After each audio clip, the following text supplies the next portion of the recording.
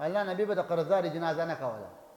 موږ خو وایي مړو جنازه راواخله، یو ځل یې په فیصل آباد کې وکړو، بیا په ناګومان کې وکړو، بیا په لکړو کې په میله کې وکړه، څلورمه جنازه دلته وکړو. خدای بخي میخې پسې لاړې که میخه بخل کوي.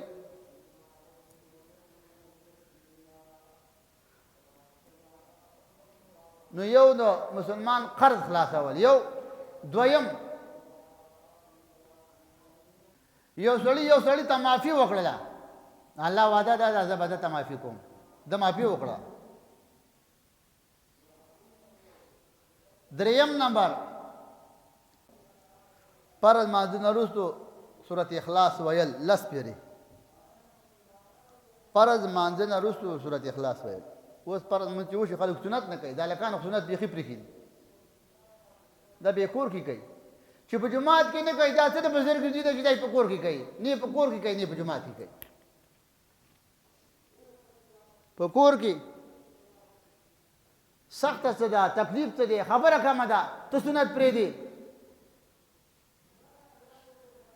نو د هر مانځه نه وروستو 10 پیرې سورت اخلاص ویل، الله تعالی به دله څه وکړي؟ جنت به ورکړي، حورې غټو سترګو والا حورې به ورکړي.